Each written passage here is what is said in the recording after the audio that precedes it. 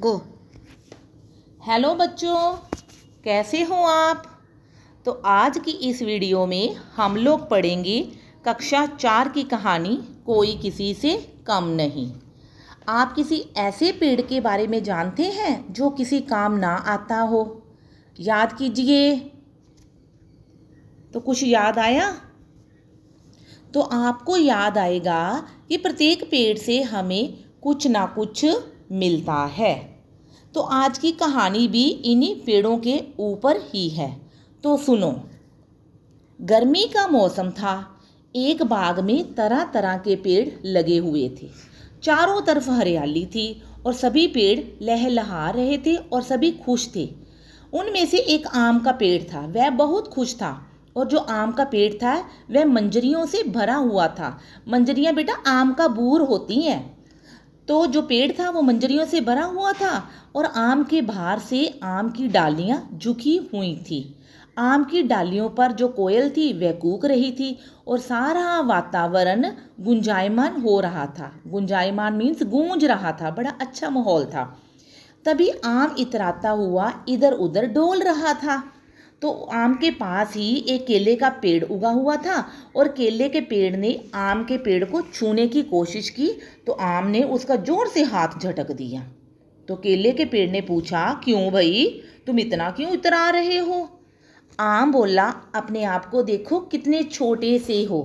पत्ते तुम्हारे हाथी के कान से भी बड़े बड़े हैं और सारे के सारे पत्तों से लिपटे हो। लकड़ी का तो नाम भी नहीं है, तुम पत्तों का क्या करोगे? केले के पेड़ ने गर्व से कहा, मेरे पत्ते बहुत काम के हैं। खाने के लिए प्लेट की ज़रूरत नहीं पड़ती, बस तोड़ो, बिछाओ और उस पर रखकर खाओ। प्लास्टिक की तरह पर्यावरण को गंदा नहीं करते, मिट्टी में मिल जाते हैं और खाद बना देते हैं। अगर बारिश आ जाए तो छाते की तरह इनसे अपना सिर ढक लो, बारिश से बचे रहोगे। मेरा फल तो बहुत मीठा ही है और कच्चे केले की सब्जी बनाओ या पक्का केला खाओ, इसका स्वाद लाजवाब होता है। हाँ भाई, केले का पेड़ है बड़े काम का, नारियल के पेड़ ने अपनी लंबी लंबी पत्तियां हिलाते हुए कहा। और नारियल द्वारा केले की हिमायत लेने पर आम को गुस्सा आ गया। वो जरा तुनक कर बोला, अपने आप को देखो कितने लंबे और पतले हो, ऊपर थोड़ी सी पत्तियां, लगता है लंबी सी डंडी वाला छाता हो। नारियल ने फिर कहा कि मेरी सूरत पर मत जाओ, मेरे गुण देखो। कभी मेरा पानी पिया है? मेरा पानी पीने वाले के शरीर में कभी पानी की कमी नहीं होती। और जो मेरी गरी खाते हैं ना, वो खाने में इतनी स्वादिष्ट होती है कि वो ठंडक भी देती है। नारियल की चटनी खाओगे तो उंगलियां चाटते रह जाओगे। नारियल की गरी सुखाकर खोपरा भी बना सकते हो और खोपरे से तेल भी बना सकते हो। मैं तो साबुन बनाने के भी काम आता हूँ और मेरे रेशों से तो मजबूत मजबूत चटाइयाँ, रस्सियाँ, दरियाँ तथा पायदान बनते हैं। और मेरा जो खोल होता है उससे सजावट की अनेक चीज़ें बनती हैं। आम की ओर देखकर दूर से ही नीम बोला, बंदर क्या जाने अदरक का स्वाद। नीम की इस बात ने आम का गुस्सा और भड़का दिया। आम गुस्से से बोला, तुम्हें किसने कहा बीच में बोलने के लिए, कड़वे नीम? मैं कड़वा हूँ तभी तो बीमारियाँ दूर करता हूँ।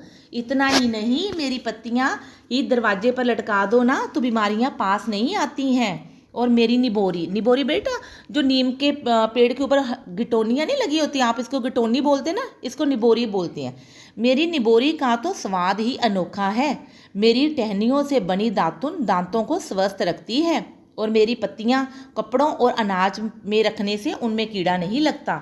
मेरी छाया देखो कितनी घनी है, मेरे आसपास की हवा तो बिल्कुल शुद्ध होती है और मेरी तो छाल से दवाइयाँ भी बनती हैं। लेकिन मैं तुम्हारी तरह इतराता नहीं, इतराता मीन्स अकड़ना भी, तुम्हारी तरह मैं ऐसे अकड़ता नहीं हूँ। उनके बीच हो रही बहस में जामुन, पपीता और अन्य पेड़ भी आ गए। बरगद दादा एक सन्यासी की तरह सीधे बैठे सबकी बहस को सुन रहे थे। बरगद का पेड़ था वो भी। उनकी जड़ें शाखाओं से निकलकर हवा में ऐसे लटक रही थी जैसे उनकी दाढ़ी हो। अब उनसे रहा ना गया, बोल उठे, क्या बात है बच्चों, इतनी गर्मा गर्मी क्यों हो रही है? दादा इसे देखो कैसे इतरा रहा है।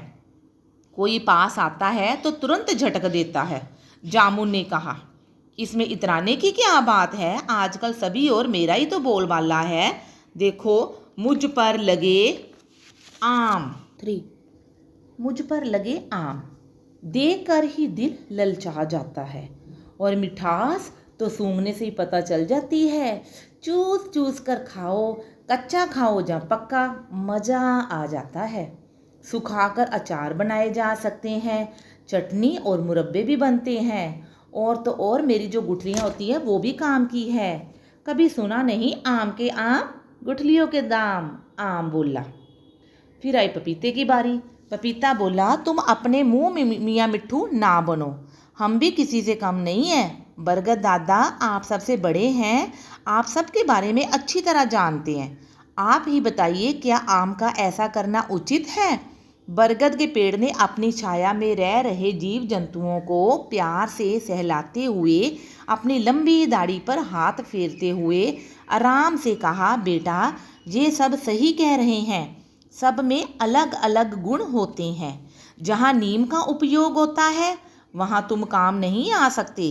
कुदरत ने कोई ऐसा पेड़ नहीं बनाया जिसका उपयोग ना हो, सभी उपयोगी हैं, इसलिए मिलकर रहो, इसी में बाग की शोभा है। आम बोला, दादा आप तो ठीक कहते हैं, अब गलती हो गई, फिर कभी ऐसा नहीं करूँगा। तो आओ भाई मिलकर खेलें, धूम मचाएं, चारों ओर हरियाली लाएं। बच्चों ये कहानी, तो इस तरह बच्चों यह कहानी यहीं पर ही समाप्त होती है। आपको पता है बरगद जो है, बरगद का पेड़ है वो भारत का राष्ट्रीय वृक्ष है। बरगद का पेड़ बहुत बड़ा होता है और इसकी पत्तियां भी चौड़ी होती हैं, और इसका तना जो है वह बहुत कठोर होता है। इसकी जड़ें हवा में लटकती रहती हैं, और इसकी पत्तियां तोड़ने पर इसमें से ना एक दूध जैसा पदार्थ निकलता है। इसे क्या कहते हैं? लेटेक्स कहते हैं। और बहुत सारे पशु पक्षी इस पेड़ की छाया में आराम करते हैं। तो इस तरह बच्चों आपको ये कहानी कैसी लगी? आशा है आपको ये कहानी अच्छी लगी होगी।